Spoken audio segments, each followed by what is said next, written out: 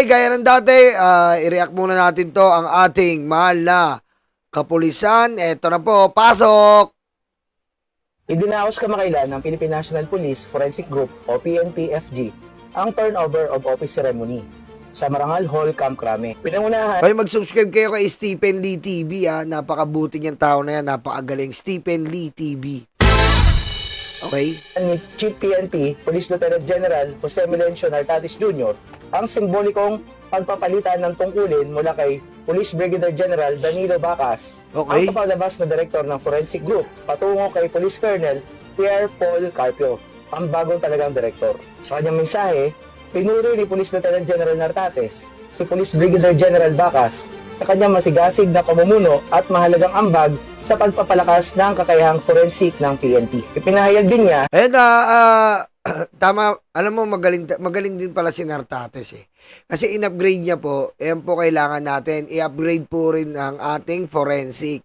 Yung forensic po, yan po yung mga expert na nag-iimbestiga. Halimbawa po, yung mga cadaver, yung mga namatay, iimbestigaan po yun. At kailangan po dyan ng mga forensic specialist. Sila po yung nag-ano nun, yung mga iniimbestigahan yung mga buk-buk. Diba? Yung mga ganun. Basta ganyan yung forensic eh, di ba? Mga pang-scientist yan eh. ang buong tiwala kay Police Colonel Carpio sa pagganap nito sa mahalagang tungkulin na higit pang iangat ang forensic services bilang suporta sa misyon ng PNP. Tama kasi sa PNP, yan, PNP, NBI, yan ang kailangan eh, yung mga forensics natin na i-upgrade. Kasi malaking tulong po ang forensic. Lalong-lalo na po yung kapag ang krimen ay napakahirap i-resolba, kailangan po ng mga forensic dyan. Kaya importante ang forensic. Alinsunod sa bisyon ng bagong PNP para sa bagong Pilipinas. Serbisyo mabilis, tapat at nararamdaman. Yan ha, yan po ang ating PNP Chief, Nartates. Na siya po ang namumuno na po ngayon sa kapalit po ni General Torre. General Torre, at suportahan po natin. At ito pa po, meron pa po palang isa, ito pa. Mga kababayan, dahil sa direktiba ni Pangulong Bongbong Marcos Jr. at sa liderato ni PNP Chief Jose Melencio Nartatis Jr. sa Philippine National Police, eto, may good news na naman tayo from PNP.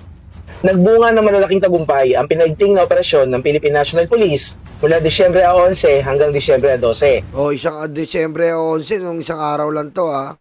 Sa pamumuno ni PNP Chief Police Lieutenant General Jose Melencio Nartates Jr. Sa loob lamang ng halos 11 oras, naaresto ng PNP ang 11 most wanted person sa iba't ibang rehiyon ng bansa na sangkot sa mabibigat na krimen tulad Grabe, 11 na aresto ka agad ha. Matindi ha. Sabi ko sa inyo eh, matindi ang ating PNP ngayon eh. Matindi rin po ang ating PNP, kita mo. 12 most wanted na aresto ha. Operasyon ng PNP nagbunga ng pagkahuli sa 11 most wanted at 27.9 illegal na droga. Kita mo, wala tayong nabalitaang namatay, nahuli. Siyempre hindi maniniwala ang mga DDS dyan kasi gusto ng mga DDS pag may nahuhuli, may patay. Ganun sila kagago. Aray ko. Diba? Ganun ang gusto ng mga ano ngayon eh, ng mga DDS. Kailangan pag nag-raid, may mamamatay. Hindi sila natutuwa pag walang namatay. Gusto nila may mamatay. Diba? Doon sila natutuwa eh. Ay, di totoo yan. Walang namatay eh. Anak ka ng masira ulo eh, no? ng murder, rape, robbery with homicide, illegal drugs at human trafficking. Oh. Kasabay nito, matagumpay ding nawasak ang mga multi-million peso marijuana plantations Uy. sa Ilocos Sur at Benguet na nagkakahalaga ng huwigit kumulang 27.9 million. Yung marijuana na yan, hindi nauubos sa Benguet, no? Kasi malamig dyan, dyan talaga nila tinatanim yan eh. No? Hindi ba, Hindi ba natunugan ni Magalong yan? Kapitbahay lang ni Magalong yan na. Ba't natutunugan ni Magalong sa Kongreso? No? Ba't natutunugan ni Magalong sa Quezon City? Pero yung katabi niya na Benguet, hindi niya natutunugan. Diba? Ang gulo rin dito ni Magalong eh. Oh, yung rock netting ng Benguet, di niya natunugan. Pero yung Quezon City na House of Representatives, nakakatulog siya. Ang galing ni Magalong eh, no? Aray ko. Diba? Oh, ito, katapit-bahay mo lang yung mga marijuana na yan, no? Hindi mo na detect. Kabilang ang libo-libong fully grown marijuana plants at seedlings. Sa Negros Occidental naman, isang high-value individual o HVI ang naaresto sa buy-bust operation na nagresulta sa pagkakakumpiska ng shabu na nagkakahalaga ng 714,000 pesos. Kita mo, nakahuli na naman ng ano, wala po namatay ha. Masanay na po kayo ha, kasi yung iba dyan, yung mga DDS, gusto may patay palaging Pilipino eh. Alam mo, ako gusto ko rin may mamatay. Gusto ko mamamatay Chinese, yung talagang, nasa factory na Chinese, yung gumagawa ng droga, yung big time pusher, yun ang gusto ko mamatay, mga Michael Yang. Diba? Oh, yung mga DDS, hindi, gusto nila may patay na kababayan nila eh. Pinuri ni PNP Chief Nartates Jr. ang mga unit ng PNP at iginiit ang tuloy-tuloy na operasyon at serbisyo ng pulisya bilang bahagi ng reforma para sa bagong PNP, para sa bagong Pilipinas. Yes. Tiniyak ng PNP na magpapatuloy ang pinaigting na kampanya laban sa kriminalidad, lalo na ngayong papapalapit na ang holiday season, upang masiguro ang kaligtasan ng mamamayan sa buong bansa. Tama po yan, tama si Stephen. Yung mga PNP, pinaigting po ang kanilang awareness dito po sa dararapit na mga holiday. Kasi po, nandiyan na naman po yung mga DDS.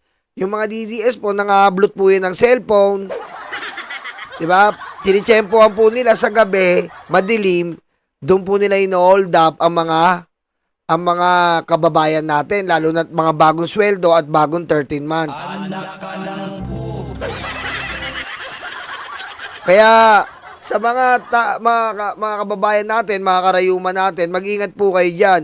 Lalo po sa madidilim, baka po yung mga DDS po ay snatching kayo, snatch yung cellphone nyo, yung wallet nyo, yung bag nyo, ganyan po yung mga DDS para may pambili po silang 20 pesos na bigas. Kasi po medyo mahina na po ngayon ang pagtotrolling dahil si Sara ay malapit na po matanggal. Aray ko. Diba? Kaya mag-ingat po kayo sa mga liblib. Huwag kayo mag-aalala. Nandiyan naman po ang ating kapulisan. Ang ating kapulisan po ay talagang okay na okay sa alright. Dahil sa pamumuno po ng ating Chief Nartates, na nga dati po ay ating criticize, pero ngayon naunawaan na po natin ang talagang misyon at vision ng ating bagong PNP Chief Nartates. Diba? Kasi bilang pong pagtatanggol nila sa Pangulo, tayo po ngayon ay sumusuporta sa PNP at AFP. Tandaan po natin yan. Huwag niyo po akong ibas kung bakit inaangat ko ang PNP. Ito po ay bilang pagtulong ng PNP sa ating gobyerno, lalo-lalo na po sa ating Pangulo.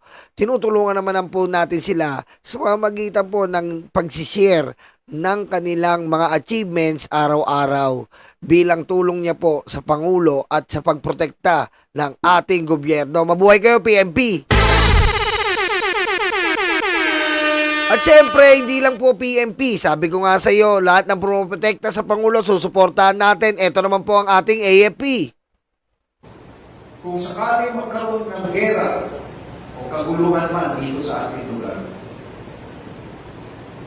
our ally and our partners are expecting us to fight the war ourselves. Ito na po, kasi po nagkakainitan po ngayon. I-update ko lang po ngayon. Winawalang yan na naman po ng China ang ating mga mangingisda. Nung nakaraan po, December 12, winalangya po ng China ang ating mangingisda. Kaya po si General Browner ay binigyan ng alerto ang AFP. Tandaan po natin, tandaan po natin, wag po kayong matatakot sa ganitong bagay. Sa mga nang-aabuso po sa ating soberanya, nang-aabuso po sa ating mga kababayan, nang-aabuso po sa ating mismong mga nasasakupan, wag po tayong matatakot kung sabihin ng AFP na if ever magkaroon po ng gera, dahil ito po talaga ang kailangan gawin natin. Protektahan natin ang ating bansa. Okay? Wala po protekta sa ating bansa, kundi tayo lang po. Pakinggan pa po natin. During the first part of the conflict, tayo muna ang makikipaggera. Kaya napaka-importante yung ating unilateral defense plan at itong ginagawa natin exercise na ito. The realities of the West Philippine Sea remind us that deterrence is not built overnight. Yan Rather, it is strengthened through training and unity of purpose. In these pressing times, when our sovereignty is constantly challenged, exercises alike become our living. Ayan tinuturuan tayo. Sabi nga ni ating, isa-summarize ko na lang po to medyo mahaba kasi. Ang sinasabi po dito ni General Browner na lagi natin protektahan ng ating West Philippine Sea.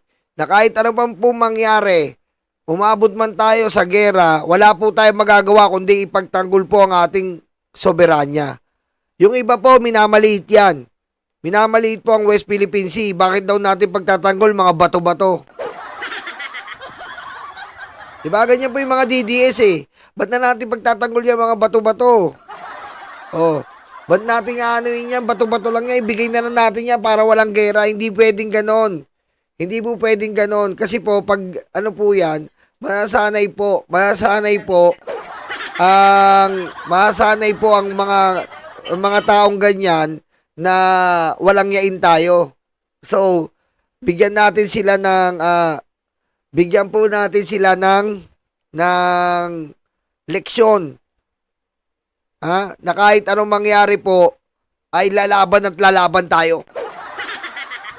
Sino ba takot dyan? Sino takot dyan ay lumaban para sa soberanya? May takot ba dyan para sa soberanya? Aray ko. Baka natatakot kayo Kailangan tayo talaga may malasakit tayo sa bansa. Yung mga DDS ayaw talaga nila Sabi nila kung ganyan daw mangyayari, maging Chinese na lang daw sila hindi tayo ganon. Di ba? Pinanganak tayong Pinoy, mamamatay tayong Pinoy. Tandaan natin yan. Tandaan natin yan. Sinanay kasi sila ni Digong ano magagawa natin? Nakatutok na yung missile sa atin, kaya hinalikan ko na yung betlog. Aray ko. Diba? Ayan ang gusto ni Digong ganyan na kaya lumaki mga DDS na duwag Anong gagawin ko? Nakatutok na yung missile ng China. Kaya immediately dinirahan ko yung betlog hanggang kuyukot ni Xi Jinping. Anak ka ng po. Tandaan niyo yun? Sino nakakatanda nun? Yung sinasabi ni Digong, yung missile daw nakatutok na sa atin. Halos 5 minuto lang kayang pasabugin yung isang Mindanao. Diba? Tapos, ano pang ginawa? Eto pa, sinimulan ni Arroyo yan Nagkaroon ng pag-aaral dito sa West Philippine Sea kasama yung Chinese. Hayop din talaga to si Arroyo. Hanggang ngayon, nagiging hayop pa rin Tandaan nyo pa yan si Gloria Macapagal Arroyo? Nagumastos tayo para pag-aralan yung West Philippine Sea. Kita mo kaya nalaman ng mga Chinese kung gaano kadami ang crudo, ang oil na pwede nating makuha dyan. Kaya atat na atat ang China Isa pa yan si Arroyo Isa yan si Arroyo. Isa yan sa nagbigay ng biro mo, tayo ng mundo, kasama yung Chinese. Tas yung Chinese, nalaman nila maraming crudo, ngayon ayaw na pakawalan yung West Philippine Sea. Isa yan si Arroyo, isa yan kaya yan ang mentor ni Sara tsaka ni Digong. Pare-pareha siya mga mesungay. Anak ka ng po. Natatandaan nyo yung presidente si Arroyo, tas meron pa yang, siya rin ang una CTE. Kay Arroyo rin yan. Lahat na lang si Arroyo eh. Yan. Ayan ang ginawa din ni Digong. Sa payo ni Arroyo, ayan, dumila tayo ng China. Aray ko. O, ayan po ayan po ang ating mga kapulisan at kasundalawan. Suportahan po natin sila, gaya po ng pagsuporta natin sa ating Pangulo, dahil ang ating po mga kapulisan at kasundalawan, ang ating inaasahan, di ba, kung sakaling meron pong mga pang-aagaw ng kapangyarihan ng mga kasamaan at kadaliman ng mga Duterte. Patayin mo si BBM. No joke.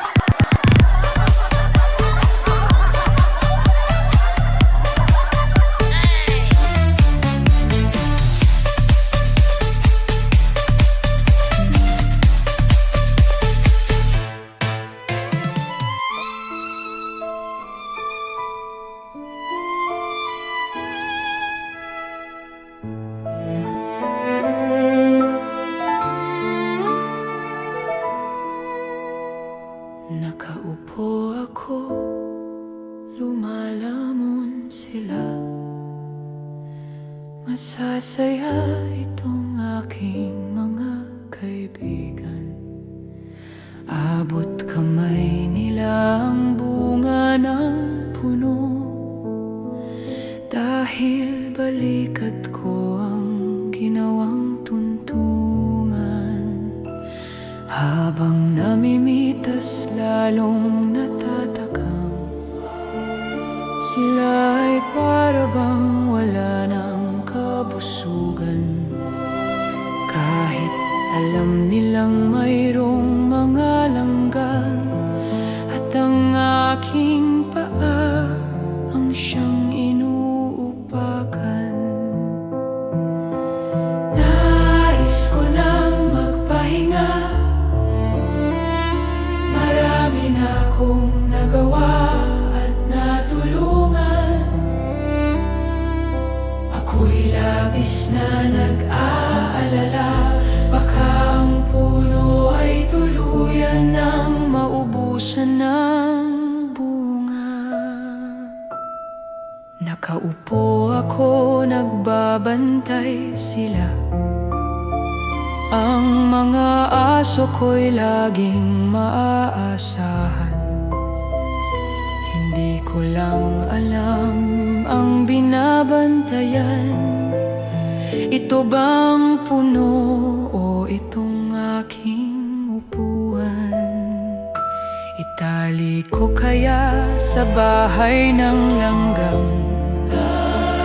Maglilingkod ba o maghahari-harian? Masasagot lamang ang malaking tanong kapag ako ay nawala na ng tuluyan. Nais ko nang magpahinga, marami na akong nagawa at natulungan.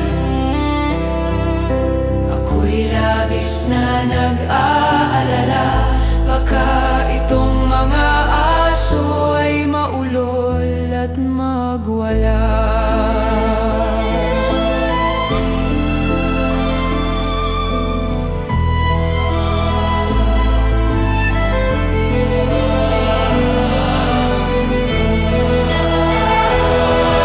Daming naupo, walang solusyon.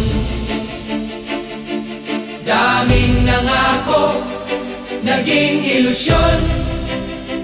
Ikaw ang sagot-sagot sa aming tamong-tamong. Ikaw ang boses sa aming bulong.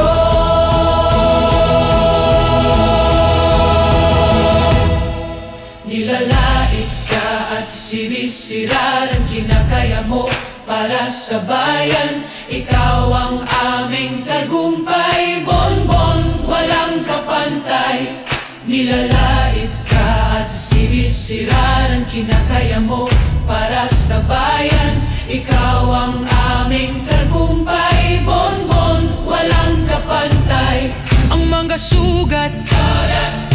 Ikaw ang lumunas, saradong isipan. Ikaw ang nagbukas. Bayan, inuna mo, hindi banyaga. Gintong puso ay kahanga-hanga. Nilalait ka at sinisira ng kinakaya mo para sa bayan. Ikaw ang aming tagumpay, bonbon, walang kapantay. Nilalait ka at sinisira ang kinakaya mo para sa bayan. Ikaw ang aming tagumpay, bonbon, walang kapantay.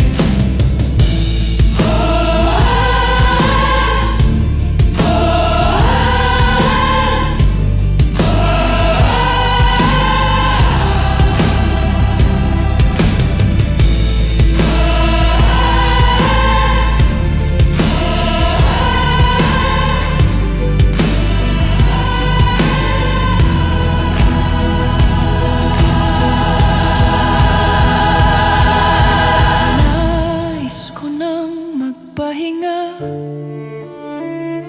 Marami na kong nagawa at natulungan. Ako'y labis na nag-aalala. Baka itong mga aso ay maulol at magwala.